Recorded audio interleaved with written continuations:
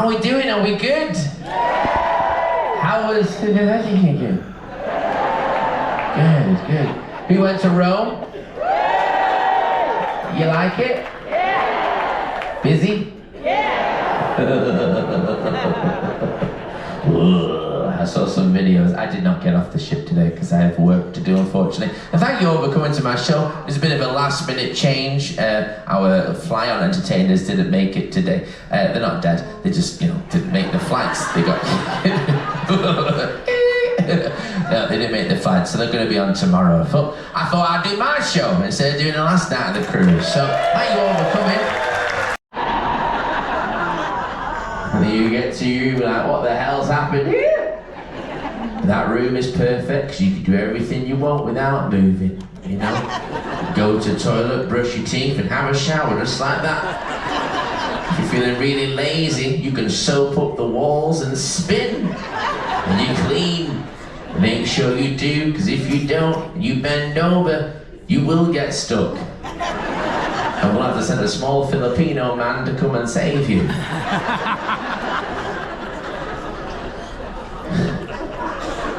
If you're with your partner this cruise, you're thinking to yourself, hey,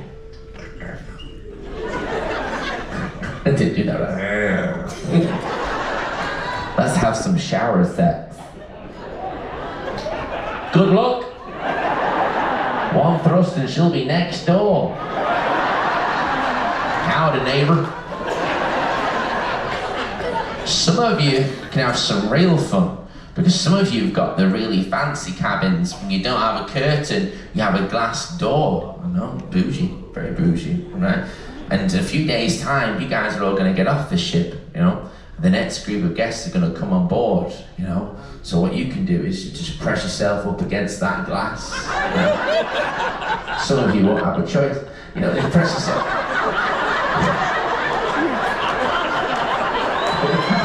That's not nice. You're going to press yourself up against that glass. The next group of guests are going to come on board, it's going to steam up, and you're going to go, oh my God, look, Susan.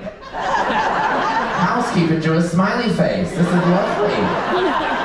Oh goodness, it's a small nose. Wow. I do love this job. Our job is the best job in the world. The thing that makes this job so wonderful is you, the guests, you're the ones that make or break a cruise for me, right? If I have a bunch of guests that are shouting at me every 5 seconds, it's not the best cruise. But if I have a group of guests like yourselves that are chilled out, having a good time, it makes my job and my life a lot more enjoyable. And no matter how good or bad the guests may be or the cruise may be, no matter what, you all ask me some stupid ass questions. Sweet baby Jesus. I was out in Malaga this cruise and somebody was like, where's the ATM? I do not live here. I have never been to these places. I got asked this cruise, Andy, has this ship ever sunk? I was like, oh yeah, we just towed this sucker out, don't worry about it. Andy, does the ship generate its own power?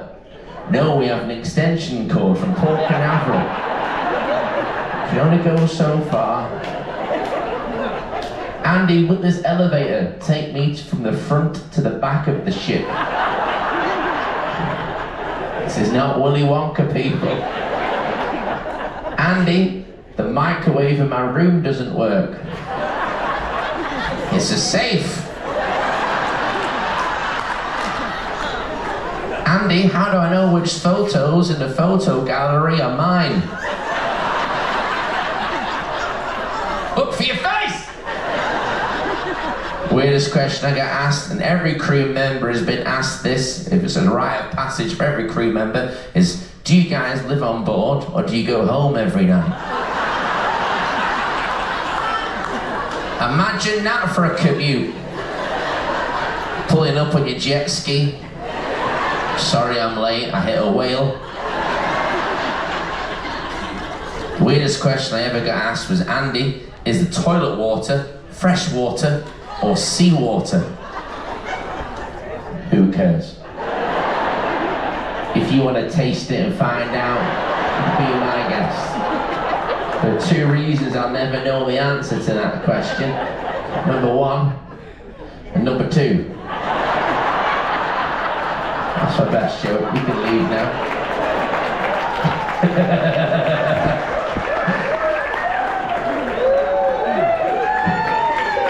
I do love this job. The reason I got into this job in the first place, I love to travel. Traveling is the best way to enjoy your life. To see different places all around the world, experience new cultures, experience new people. It's a wonderful thing. But the one thing about traveling I don't like is I hate aeroplanes. Aeroplanes suck. I hate them. They're not made for people of any remote tallness, you know. You get into that plane, you can taste your own kneecaps. And it always makes me laugh that the stewardess will come around and be like, "Sir, you do realize you can recline your seat." You're like, "Cool, thank you so much."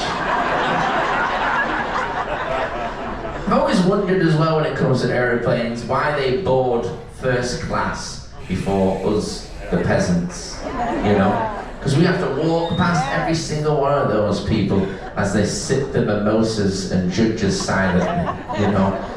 And it always feels like a bit of a display, a bit of a show. It's like, ladies and gentlemen, the poor people. But I'm a big human being, so I can't help but crop dust every one of those people. Enjoy your mimosa. Eat my ass, you bitch. Probably get a pink eye. I do love travelling. A few years ago I went to Amsterdam. Anyone been to Amsterdam in the room? Yeah! Amsterdam's a cool place. It's a cool place. A weird place, you know. When I went to Amsterdam, I went with my two best friends and I met my girlfriend there. I didn't like meet her there. She wasn't in a window, but she was there. Can't afford that. But Amsterdam's strange because you're not really sure what's legal in Amsterdam, you know, even the window shopping's messed up, you know. But I went to Amsterdam with my two best friends and, you know, I did everything you should do in Amsterdam, you know. I tried the devil's lettuce, all that kind of stuff. And in England, you can't do that, right? You can't smoke weed and cannabis or whatever you want to call it. It's not like America. It's not state by state. It's just a rule. You can't smoke it, right? So, you know, naturally, I had never done it. So, when I went to Amsterdam, you know, I really dove into the culture, tried it all, but I wasn't very good at rolling joints, so I decided, I wasn't very good at origami, so I decided to go into a shop and I bought myself a pipe. And I came out to my friends and they were like, "Andy, why have you bought a crack pipe?" You know? When in Rome. And so when it literally was a good one, that. Now, some of you aren't laughing at that joke, I know the crackheads in the audience. They don't want to laugh and show me their tooth. They're laughing at that one though, you can hear them whistling. I should have made jokes like that. I always got told never to get into a fight with somebody with no teeth. They've got nothing to lose. But I was in Amsterdam, my two best friends, one of my mates, he's never done anything wrong in his life, you know. He'd go to work in a suit, he'd go to sleep in a suit if he could. Doesn't drink, doesn't do anything. But he really dove into the culture. And he got to the point of messed up where you try not to die. Now, some of you have probably been there this cruise. Especially those of you that invested in a drinks package this cruise. You're like, I'm gonna make the most of this, 15 drinks a day. You come back from a port day like today, 7:30, back on board, 15 drinks to go, challenge accepted. And then you end the night sat in your toilet focusing on your breathing like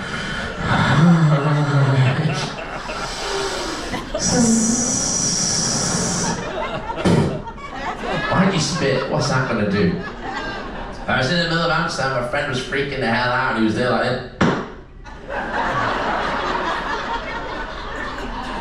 And every now and again he'd realise how weird he was being and try and join in our conversation and just go A few years ago I went to Vietnam. I say a few years ago, I was 19, long time ago now. When I was 19, I went to Vietnam. My dad was in the military, so I wanted to do something for my dad because, you know, obviously I didn't join the military. He's real proud. And I decided to do something for him where I decided to go to do something for charity for veterans. And I had walked the entire length of Vietnam without any shoes or socks on. It was the best thing I ever did. Stupidest thing I ever did. Now, there was a part in my journey where I needed to go through a jungle. Now, I've never been in a jungle in my life, so I needed somebody to guide me through it. Now, in Vietnam, they don't have names like we do in the Western world. They don't have names like John and Bob. They have names like... So I met this guy, and his name was quite literally Fuck. So me and Fuck are going through a jungle together. And everything was going great. It was fantastic. Nothing was wrong. Then all of a sudden, I felt a really sharp pain in my foot. And I looked down, and a snake had bitten me in between my toes. So naturally, I was saying Fuck's name a lot. And Fuck ran at me and tackled me to the ground and started sucking on my foot. He was really good at it too. Kinda wish I got bit somewhere else. Started to swell up, I was like, I need this. But Fuck saved my life. Without Fuck, I would not be here today. However, once a man has sucked on another man's foot, you will never talk to that man again in your entire life. Because as men, we get real weird when it comes to anything man on man. Not like a homophobic when it comes to all that stuff. What you see is what you get with me. I'm the same person off stage as I am on stage. Sometimes I wish that wasn't the case, because I always like to mess around. Even during that, you know, it's like knock knock, who's there? Me. You know. But the first girl that I was ever, you know, with and stuff, you know, she had a lot more experience than me. She'd been with a lot more men than I had. And I remember that she was...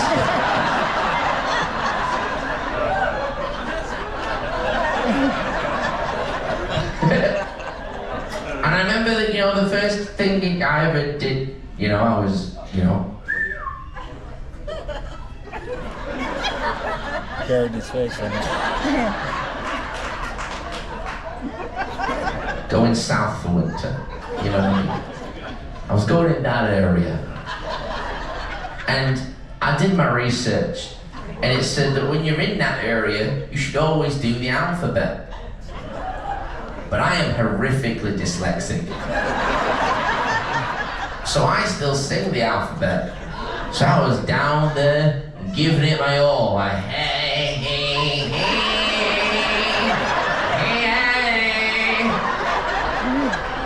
And I found out one letter she liked, and I kept doing it like I had a stutter. J.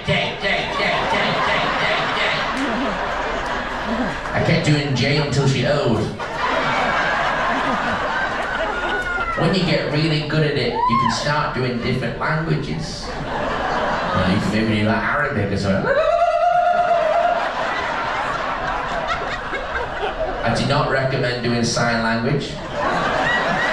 It's way too aggressive. A, B, C, D, E, F, G. It's like a perverted episode of Sesame Street.